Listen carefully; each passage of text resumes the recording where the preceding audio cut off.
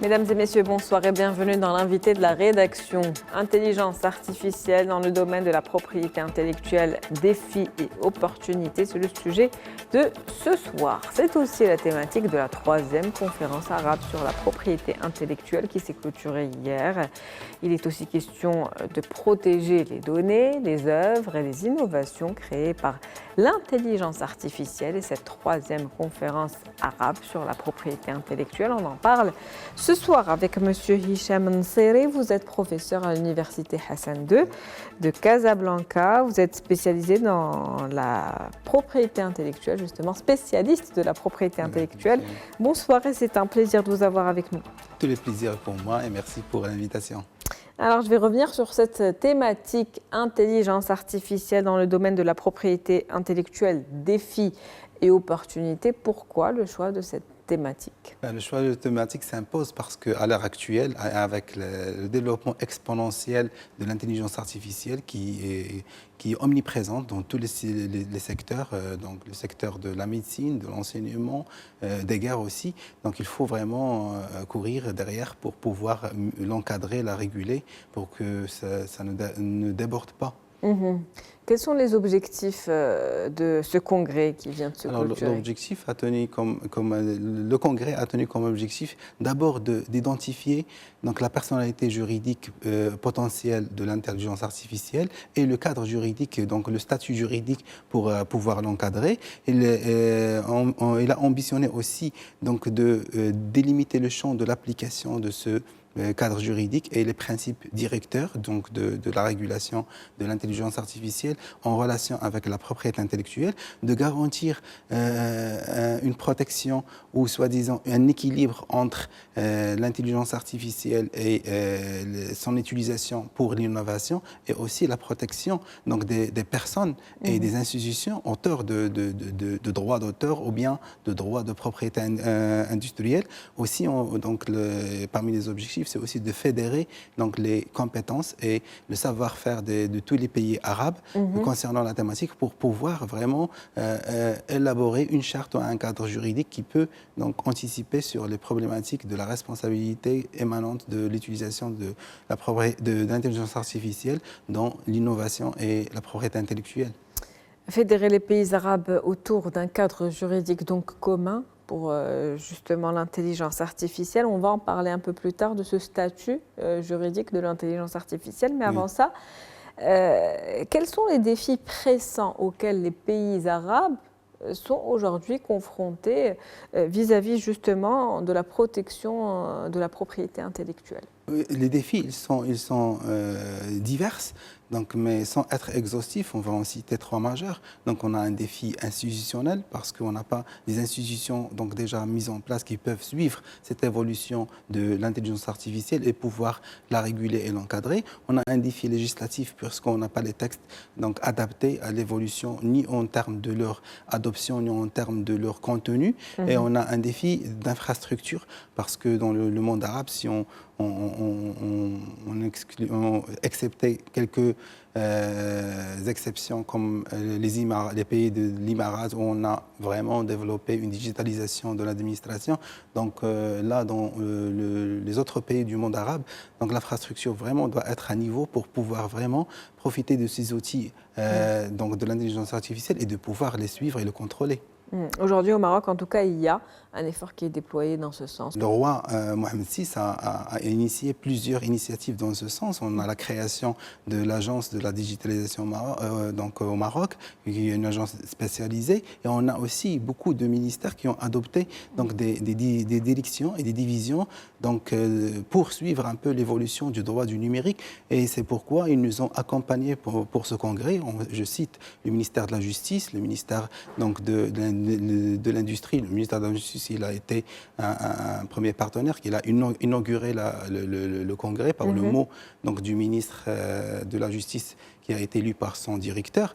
Et il y a le ministre de l'Industrie, représenté par l'OMPIC, l'Office marocain de la propriété intellectuelle, donc industrielle et commerciale. Il y a le ministre de la Culture, représenté par le Bureau marocain des droits d'auteur, que nous remercions infiniment pour leur accompagnement de ce congrès. Il y a aussi donc, la région donc, du Grand Casablanca-Stade et le Conseil de la ville. Donc il y a toutes les institutions donc, du Maroc, aussi bien territoriales que donc, ministérielles, qui accompagnent et qui sont vraiment dans la thématique et qui essayent donc, de contribuer avec les chercheurs, avec le ministère de l'Enseignement supérieur pour pouvoir anticiper sur les solutions potentielles donc, des risques émanant de l'intelligence artificielle, surtout quant à leur impact sur la propriété intellectuelle. D'accord. Et quand on parle de cet équilibre entre protection de la propriété intellectuelle et innovation, quand je parle bien évidemment de la propriété intellectuelle, celle générée par l'intelligence artificielle,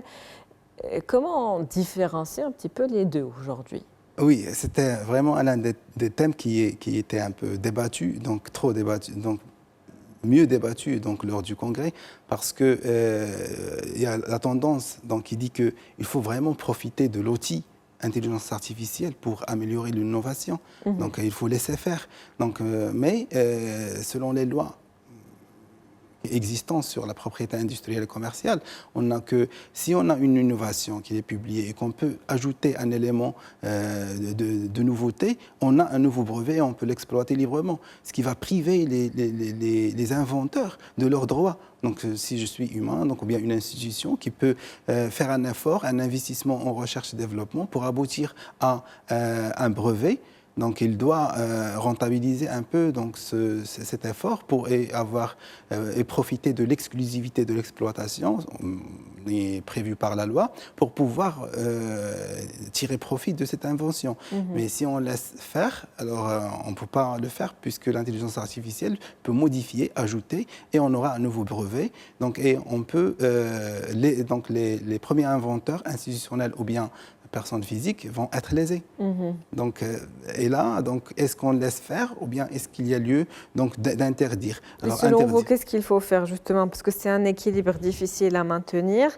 Et aujourd'hui, cette question qui se pose, vous venez d'en parler, cette problématique, celle des compétences humaines en fait, des compétences humaines. Donc, on va dire un exemple qui n'a peut-être pas de rapport avec les entreprises, mais un auteur qui écrit des livres. C'est toute une expérience, un enrichissement, un style qui se travaille pendant plusieurs années avant de sortir, on va dire, le premier, le deuxième et puis le 10e livre. Du coup, quand l'intelligence artificielle intervient et qu'elle prend on va dire, certaines compétences, un style qui a été travaillé pendant plusieurs années, qu'elle se l'approprie et qu'elle commence, donc cette intelligence artificielle, à produire ses propres livres, mais en s'inspirant de ses compétences humaines. Voilà. Quelle place aura à ce moment-là l'homme et même le développement intellectuel de l'homme si il est ensuite secondé puis dépassé par l'intelligence artificielle? Oui, on n'aura plus cette envie de faire cet effort. Voilà. C'est la problématique qui se pose, n'est-ce pas? Donc, alors, si l'homme ne trouve pas plus d'intérêt à innover, donc il y aura une régression de l'effort humain et institutionnel donc dans le domaine de la production, donc de l'innovation et de l'effort intellectuel pour donc aboutir à de nouveaux brevets ou bien à de nouveaux aspects de la propriété intellectuelle. Qu'est-ce qui a été proposé justement pour faire face à ce challenge? Voilà, donc c'est de faire profiter de l'auteur principal, donc même donc du profit généré par l'intelligence artificielle. Donc si l'intelligence artificielle utilise des données, donc des brevets qui sont déjà en cours ou bien des droits d'auteur qui sont déjà en cours, on doit les récompenser. Donc il y avait parmi les recommandations, on va y revenir par la suite. Donc, si vous voulez, donc c'est prévoir un fonds pour dédommager et indemniser tout producteur dont la production ou la propriété intellectuelle a été utilisée pour donc, de nouveaux inventions ou bien de nouveaux droits issus générés par l'intelligence artificielle. Comme ça, pour maintenir l'équilibre, ne pas interdire, mais aussi nous garantir une indemnité pour toujours encourager l'effort humain et l'effort institutionnel à innover et à créer de nouveaux droits. Comment adapter justement ce cadre juridique existant avec les exigences de l'intelligence artificielle aujourd'hui? D'accord.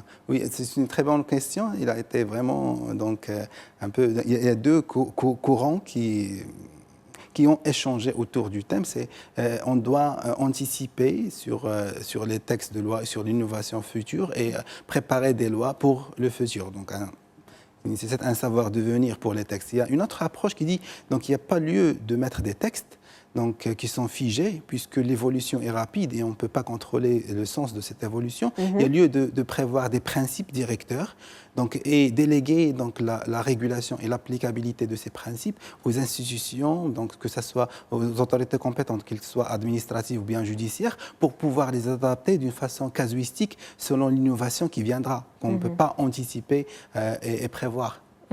Donc, et quels sont aujourd'hui les enjeux liés à l'éthique soulevés par l'intelligence artificielle?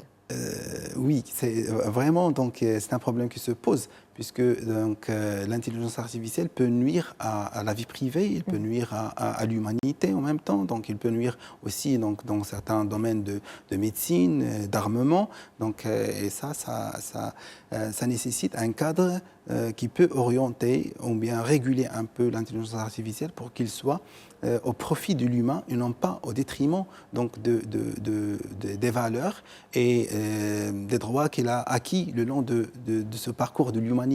Donc, on avait parlé au début de la personnalité juridique, donc l'humain était au centre. On lui reconnaissait à lui seul la personnalité juridique. Après, sous l'égide de l'OMC, on l'a reconnu au capital à travers les sociétés anonymes et les sociétés anonymes simplifiées. Aujourd'hui, on avait débattu, est-ce qu'il n'y a pas lieu de reconnaître aussi la personnalité juridique à l'intelligence artificielle qui viendrait comme entité juridique concurrencer l'être humain? Alors, l'intelligence artificielle, pour réguler l'intelligence artificielle, on a hâte de voir ça. Hein. Ça promet. En tout cas, merci à vous, professeur Hicham Nseri, pour toutes ces précisions. Je rappelle que vous êtes professeur à l'Université Hassan II de Casablanca, spécialiste de la propriété intellectuelle. C'était un plaisir de vous avoir. Merci pour l'invitation. C'est la fin de l'invité de la rédaction pour ce soir. Merci pour votre fidélité. On se retrouve demain avec un nouvel invité. Très bonne soirée.